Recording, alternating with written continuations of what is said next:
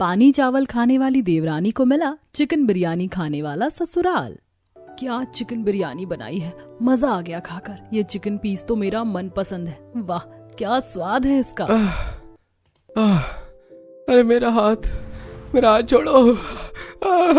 मुझे दर्द हो रहा है। अरे मैं कहता हूँ मेरा हाथ छोड़ो, मुझे दर्द हो रहा है। माँ जल्दी उठिए, देखिए कविता मेरा हाथ नहीं छोड़ रही है। अपने बेटे की चीख सुनकर आशा घबरा उठती है और देखती है कि उसकी बेटी कविता उसके बेटे राजेश का हाथ नींद में चबा रही है। आशा जब तक टेबल से पानी का गिलास उठाती है तब तक राजेश खींचकर एक चांटा अपनी बहन के गालों पर मारता है और लाल हाथ के निशान कविता के गालों पर छप जाते हैं। लेकिन कविता पर इस चांटे का कोई असर नहीं होता। वो अब भी अपने भाई के हाथों को चबा ही रही होती है और नींद में बड़बड़ा रही होती है। ये चिकन पीस तो खाकर मजा आ गया जी। मन में आता है इसे ऐसे ही चबाती रहूं। अरे तुम पागल हो गई हो क्या? ये कोई चिकन पीस नहीं है, ये मेरे हाथों की कलाई है। अरे इसे छोड़ो, मुझे दर्द हो रहा है। माँ कविता को क्या हो गया ये? अब आशा घबराकर ठंडे पानी का गिलास टेबल से उठाकर अपनी बेटी के मुंह पर फेंकती है और कविता की नींद टूटती है। कविता हक्का बक्का होकर कहती है, कौन है आसपास मेरे? ये पानी किसने फेंका मेरे मुंह पर? अच्छा खासा चिकन बिरयानी खा रही थी। हकीकत में तो हम गरीब परिवार चिकन बिरयानी को खा नहीं सकते। अच्छा भला सपने में खा रही थी तो वो भी खाने नहीं दिया। अब राजेश अपना हाथ दिखाते हुए, जिस पर गहरे दांतों का निशान गड़ा हुआ होता है और कलाइयां लाल हो रही होती हैं। अरे चुप करो तुम कोई चिकन बिरयानी नहीं बल्कि नींद में मेरे हाथों की कलाइयों को चबा रही थी। भूखी पागल लड़की कहीं की। सच में चिकन बिरयानी का भूत तो इसको इतना सवार है कि नींद में जिंदा इंसान को खा जाती है। माँ तो और क्या करूं, असलियत में तो आप कभी मुझे पानी चावल के सिवाय कुछ खिलाती नहीं हो। ले दे के मेरे पास एक सपनों का ही रास्ता बचता है जहाँ मैं अपने मनपसंद चिकन बिरयानी खा पाती हूँ। वैसे भैया सॉरी, मुझे नहीं पता था कि मैं नींद में आपके हाथों को खा रही हूँ। अब ठीक तो है ना आपका हाथ? माँ इसको चुप करा लो और कल से मेरा बिस्तर इसके पास मत लगाना। इसी तरह कुछ हफ्ते गुजरते हैं और एक दिन कविता चूल्हे पर पतीले में चावल बनाकर उसका पानी भगोने में पसा रही होती है। चल चावल बन गया है और चावल का गरम गरम माड़ वाला पानी भी निकल गया है। अब इसी पानी के साथ हम सबके लिए पानी चावल परोस दे। माँ मेरा ही पानी चावल खाने का मन नहीं है, आप लोग ही खा लीजिए। खा लो कविता, माड़ का पानी और चावल इतना भी बुरा नहीं लगता। तुम जानती हो घर के हालात, कमाने वाला अकेला मैं हूँ, जिससे मुझे घर के लिए और तुम्हारी शादी के लिए दोनों के लिए पैसे जोड़ने पड़ते हैं। परिस्थिति के हिसाब से थोड़ा चलना सीखो। भैया मैं बाद में खा लूंगी ये पानी चावल, आप खाइए। रुकिए मैं आप लोगों के लिए प्याज और हरी मिर्च और नमक लेकर आती हूँ। पतीले से गर्मा गर्म चावल कविता प्लेट में निकालती है और उसके अंदर चावल का पानी यानी कि माड़ उसके अंदर मिलाती है और फिर नमक प्याज मिर्ची डालकर घर वालों को खाने को देती है। राजेश और आशा बड़ी खुशी से पानी चावल खा रहे होते हैं। वही कविता के नाक में जोरदार चिकन बिरयानी की खुशबू जा रही होती है। ये गर्मा गर्म चिकन बिरयानी की खुशबू कहाँ से आ रही है? लगता है रागिनी के घर में बन रहा है। हे भगवान, जल्दी जल्दी मेरा भाई ये पानी चावल खाकर फसल की कटाई करने जाए। उसके बाद मैं रागिनी के घर जाऊंगी और गर्मा गर्म चिकन बिरयानी खाऊंगी। अब कुछ देर बाद राजेश पानी चावल खाकर खेत पर चला जाता है और कड़ी धूप में फसल की कटाई करता है। दूसरी तरफ आशा घर के छोटे मोटे कामकाज में लग जाती है और इसी का फायदा उठाकर कविता रफू चक्कर हो जाती है और रागिनी के रसोई में आती है, जहाँ रागिनी गरम गरम चिकन बिरयानी बना रही होती है। अरे वाह रागिनी, तेरे हाथों के बने चिकन बिरयानी से तो जोरदार खुशबू आ रही है। मुंह से लार टपक रही है, थोड़ा सा खिला दे। अरे क्यों नहीं, तू बैठ, मैं अभी तेरे लिए गर्मा गर्म चिकन बिरयानी लगाती हूँ। वैसे भी तू अपने घर में पानी चावल खाकर तो बोर हो चुकी होगी। मैं फटाफट से तेरे लिए प्लेट में गरम गरम चिकन बिरयानी अच्छी पीस के साथ उसके ऊपर पुदीने की चटनी, भुना हुआ प्याज छिड़क कर देती हूँ। अरे तेरी इन बातों से तो मेरे मुंह में और पानी आ रहा है, जल्दी कर जल्दी। अब रागिनी प्लेट में गरम गरम चिकन बिरयानी निकालकर उस पे पुदीने की चटनी, क्रिस्पी प्याज के साथ बिरयानी कविता के हाथ में देती है। कविता प्लेट लेकर डाइनिंग टेबल एरिया में आती है और वहां बैठकर जैसे ही पहला कौर खाने जाती है कि तभी वहां पर रागिनी की माँ गायत्री आ जाती है और वो कविता के हाथ से चिकन बिरयानी की प्लेट छीन लेती है। रागिनी बेटी, ये सब क्या है? तुझसे कितनी बार कहा है ना कि अपनी दोस्ती यारी घर के बाहर तक रखा कर, घर के अंदर नहीं। और तुम्हें अगर इतना ही शौक है चिकन बिरयानी खाने का तो अपनी माँ से बोलो, बनाकर देगी। चिकन बिरयानी बनाने में तुम्हें पता है कितनी मेहनत लगती है और कितना पैसा लगता है। चिकन बिरयानी के चावल पता भी है कितने महंगे आते। फ्री फंड का चिकन बिरयानी खाना बहुत आसान होता है, बनाकर खाने की हर किसी की औकात नहीं होती। चलो निकलो यहाँ से।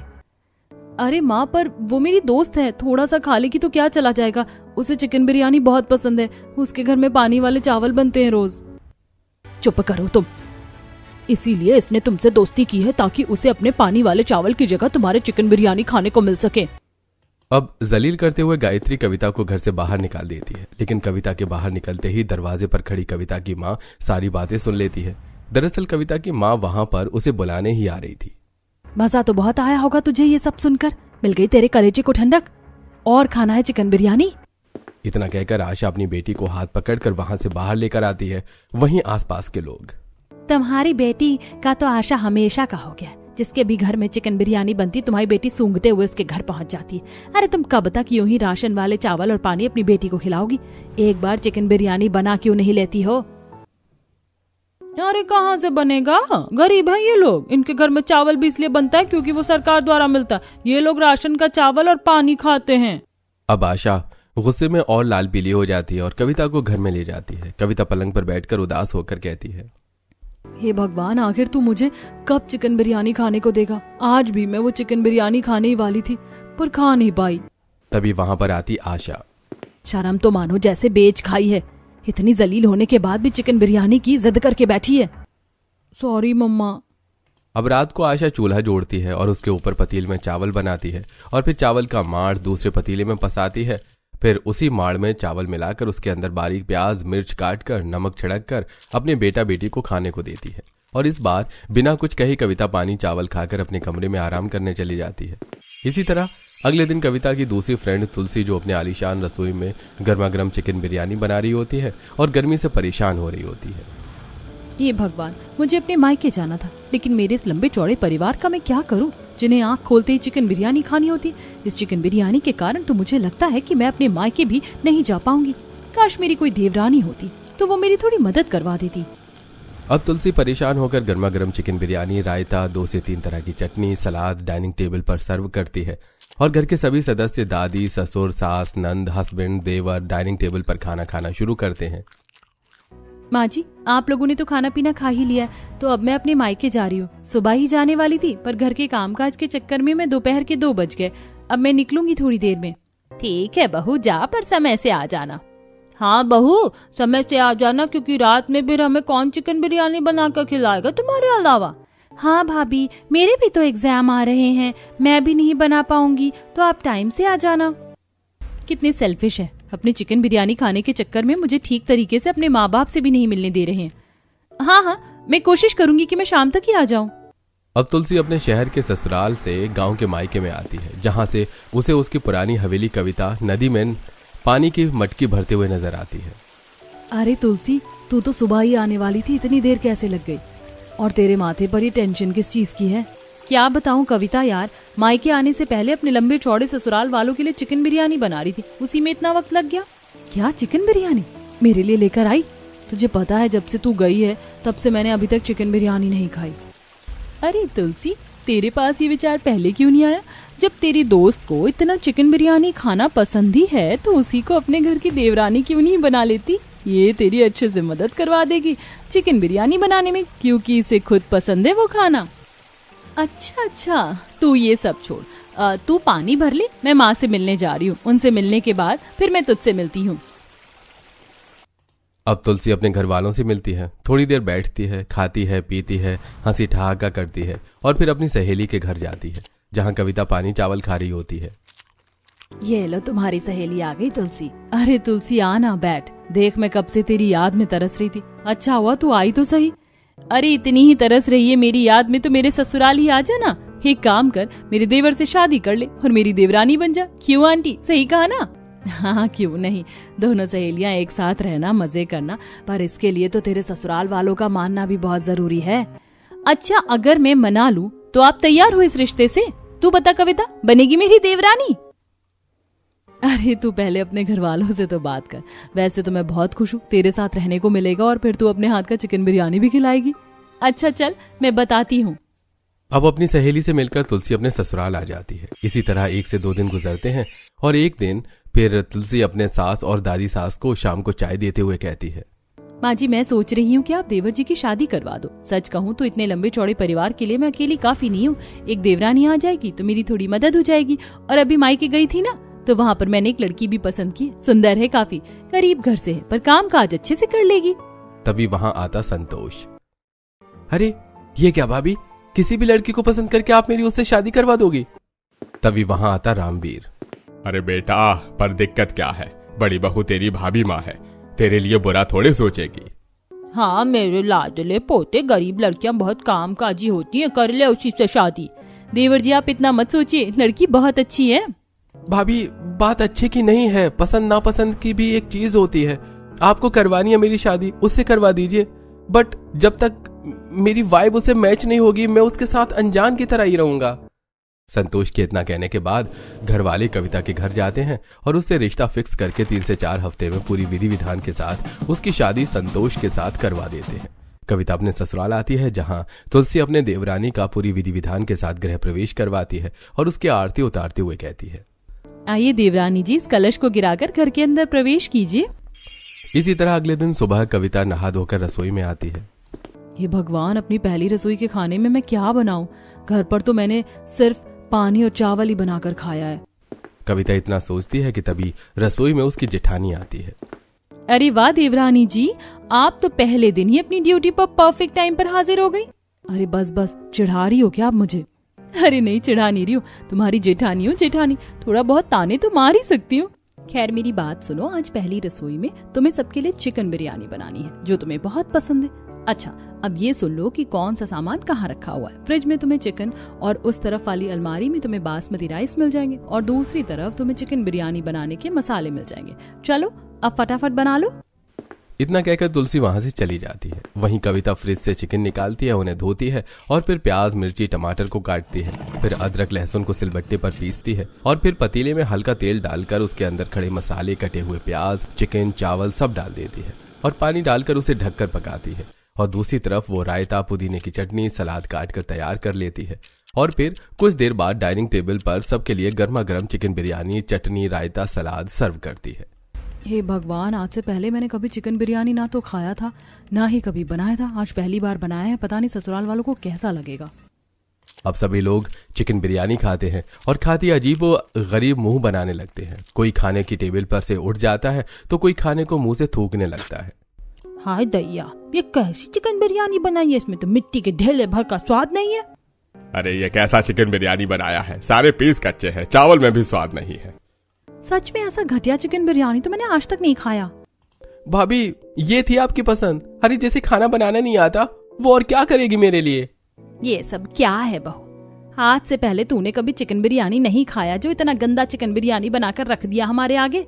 जानती भी है ये चिकन खरीदने में कितने पैसे लगते हैं। सारा चिकन और सारी बिरयानी के चावल तूने खराब कर दिए।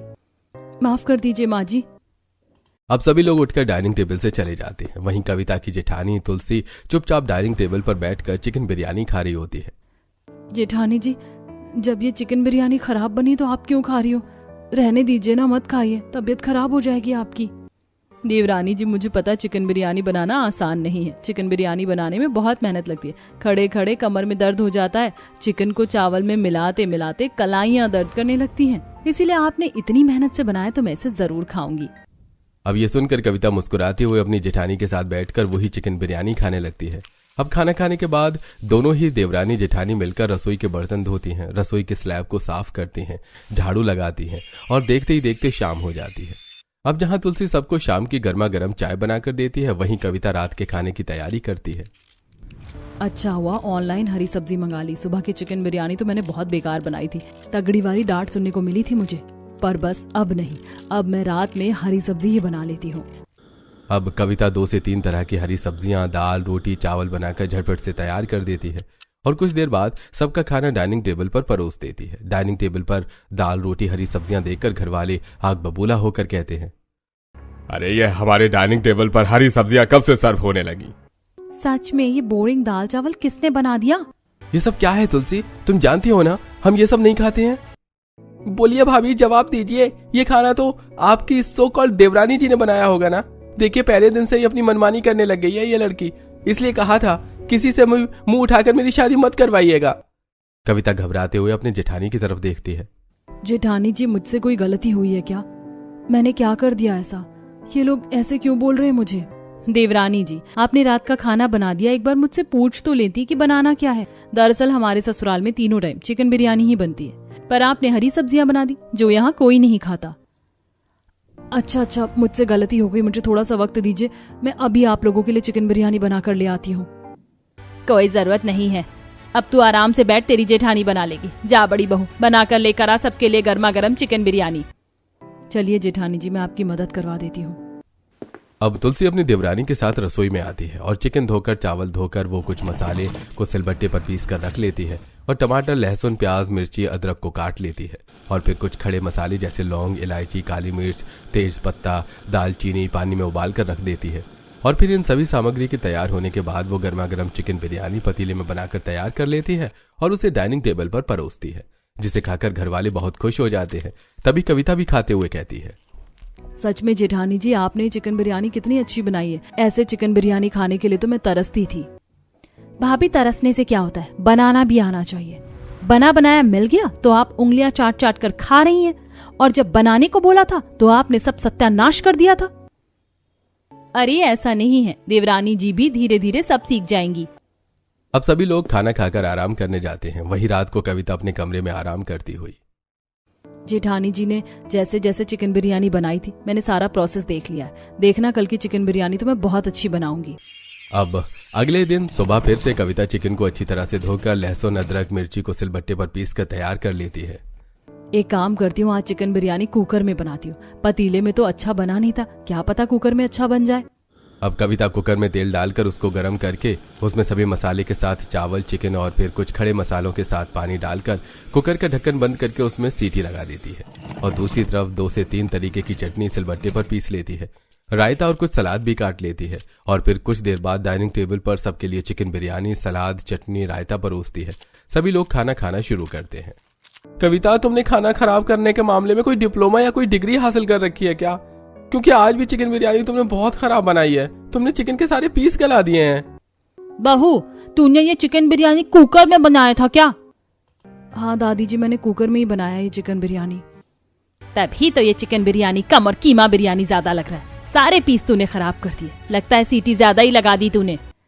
देवरानी जी, कल मैंने आपको दिखाया था ना कि चिकन बिरयानी कैसे बनती है, फिर आपने कुकर में क्यों बनाया?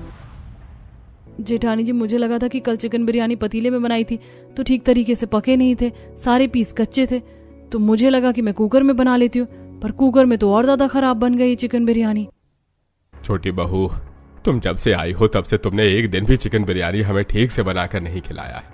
हर दिन कोई ना कोई कमी रहती है।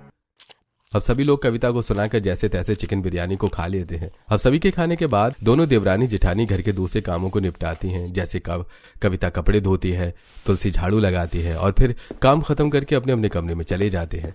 अब जहां तुलसी आराम करती है वहीं कविता टीवी में कुकिंग शो देखती है। देखते देखते शाम के 7 बज जाते हैं। तभी कमरे के अंदर आती प्रेमलता। बहू, टीवी को क्यों निहार रही है उल्लू की तरह? खाना वाना नहीं बनाना क्या? रात होने वाली है। माँ जी, बनाना है और मैं खाना बनाने से जुड़ी हुई चीज ही टीवी पर देख रही थी। अच्छा ठीक है, देख, और आज अच्छा बनाना चिकन बिरयानी। इतना कहकर प्रेमलता वहां से चली जाती है। टीवी में बताए गए कुछ मसाले मेरे पास नहीं है, काम करती हूँ मार्केट से ले आती हूँ। अब कविता बाजार आकर कुछ अलग मसाले खरीदती है और घर आकर चिकन बिरयानी उन्हीं मसाले से बनाना शुरू करती है और कुछ देर बाद चिकन बिरयानी डाइनिंग टेबल पर परोसती है। सभी लोग खाना खाना शुरू करते हैं। भाभी, सुबह इतने अच्छे तरीके से बताया था ना आपको, लेकिन आपने रात में सब गुड़ गोबर कर दिया। इतना बेकार चिकन बिरयानी बनी है। अरे बड़ी भाभी, आप इन्हें क्यों कहती हो चिकन बिरयानी बनाने को? 3-3, 4-4 घंटे तक उल्लू की तरह टीवी देख रही थी और कह रही थी खाना बनाना सीख रही हूँ। यही सीख रही थी तू टीवी पर? देवरानी जी, क्या दिक्कत है, क्या परेशानी आ रही है? अगर नहीं समझ में आता है तो बताओ, मैं मदद करूंगी ना। नहीं जेठानी जी, समझ में तो सब आता है, कोशिश भी की थी, पर पता नहीं कैसे खराब हो गया सब। अगली बार नहीं होगा ऐसा। इसी तरह अगले दिन सुबह प्रेमलता। छोटी बहू, चल बाजार से चिकन लेकर आते हैं, खत्म हो गया सारा चिकन। ठीक है माँ जी, चलिए। अब कविता अपनी सास के साथ चिकन शॉप पर जाती है और चिकन खरीदने के बाद कविता अपनी सास के साथ घर आ रही होती है कि तभी वहां पर उसकी नजर एक स्टेशनरी की दुकान पर जाती है। माँ जी, मुझे उस स्टेशनरी की दुकान से एक खाना बनाने वाली किताब चाहिए, मैं ले लूं? पैसे बर्बाद करेगी तू, रहने दे, तेरे से नहीं बनेगा कुछ अच्छा। माँ जी, दिला दीजिए ना, देख देख कर बना लूंगी इस बार अच्छा चिकन बिरयानी। ठीक है, ले ले जा। अब स्टेशनरी की दुकान से कविता खाना बनाने वाली किताब खरीदती है और घर आने के बाद सीधा रसोई में जाकर किताब खोलकर चिकन बिरयानी बनाना शुरू करती है।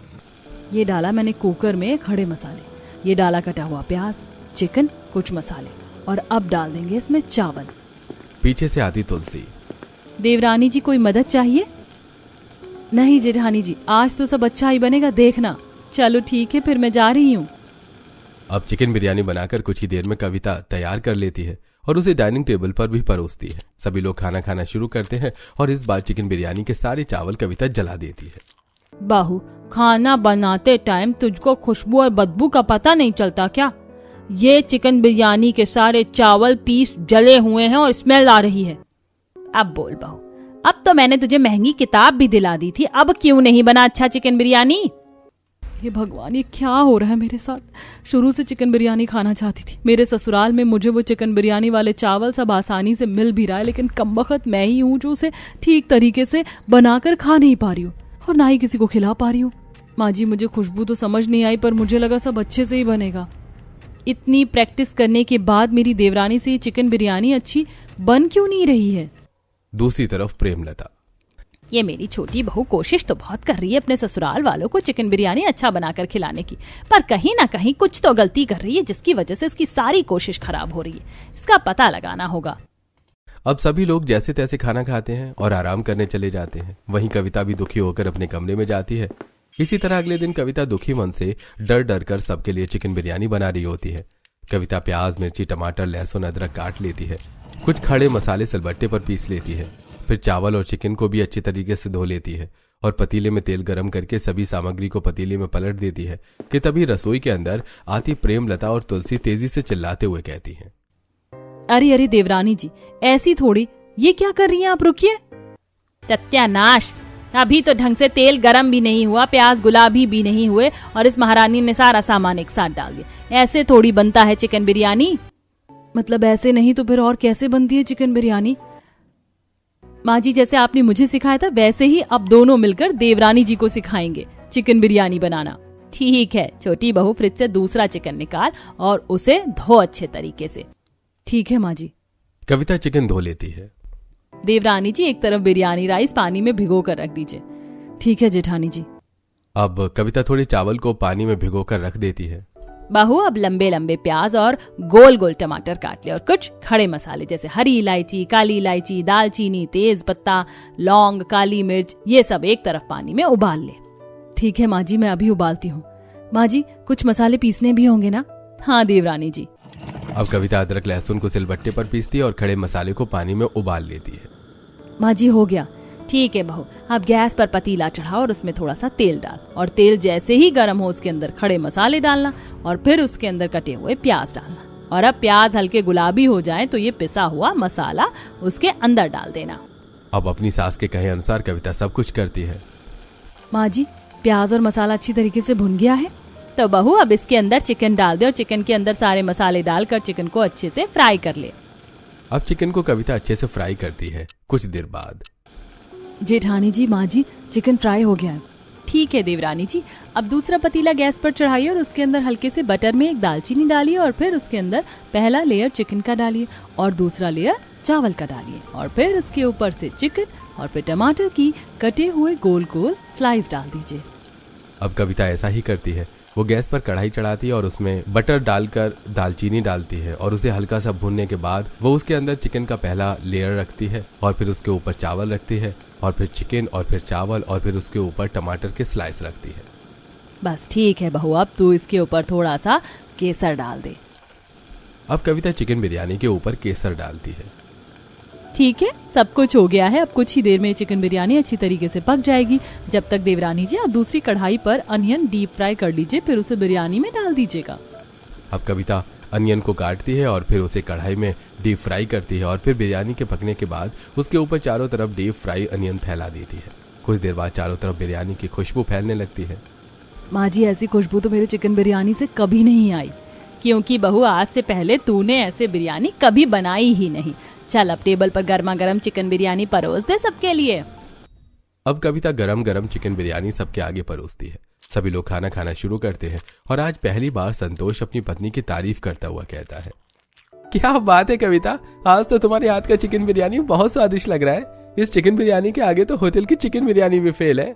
हाँ भाभी, आज तो आपने कमाल कर दिया। सच में बहू, आज तो मेरे लिए 2 प्लेट चिकन बिरयानी लगाना और थोड़ी सी बचा कर भी रख देना।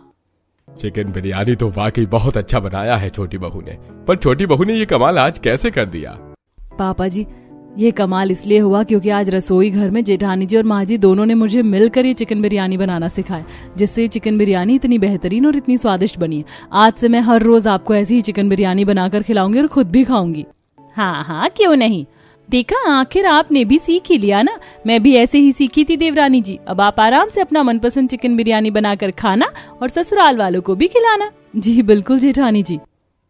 अब इस दिन के बाद से कविता हमेशा हमेशा के लिए स्वादिष्ट चिकन बिरयानी बनाना सीख जाती है और हर दिन अपने ससुराल वालों को स्वादिष्ट चिकन बिरयानी बनाकर खिलाने लगती है और खुद भी जी भर के खाती है अपनी मनपसंद चिकन बिरयानी।